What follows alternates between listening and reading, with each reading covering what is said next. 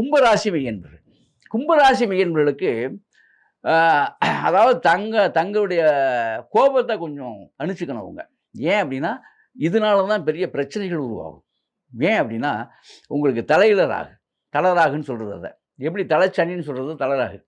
இது என்ன பண்ணும், திடீர் கோபத்த உண்டாக்கி, பெரிய பிரச்சனைய குடுத்துரும். அதனால கும்பராசிக்காரங்க ரொம்ப கவனமா இருக்கணும். அது உங்களுக்கு நல்ல விஷயம் ஒண்ணே ஒண்ணு தான். என்னன்னு கேட்டா, உங்க தன குடும்பாதிபதி போய் 5ல உட்கார்ந்தாரு. அதுதான் ஒரு நல்ல விஷயம். அப்ப பூர்வீகம் எல்லாமே உங்களுக்கு சிறப்பாவே இருக்கும்.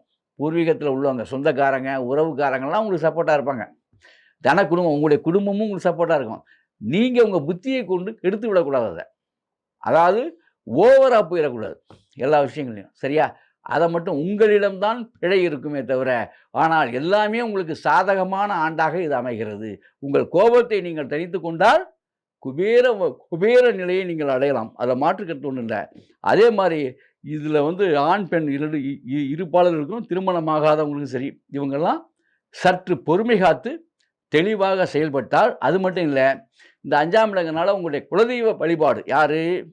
கும்பராசிக்காரங்க குலதெய்வ வழிபாட்டை மேற்கொண்டால், நடக்க கல்யாணமா இருக்கட்டும், கடன் கட்டுறதா இருக்கட்டும், எல்லா விஷயங்களும் நடக்காத விஷயங்கள் எல்லாமே கண்டிப்பாக நடக்கும். அதில மாற்று கருத்து எதுவுமே கிடையாது. சரிங்களா? அற்புதம், ஆனந்தம்.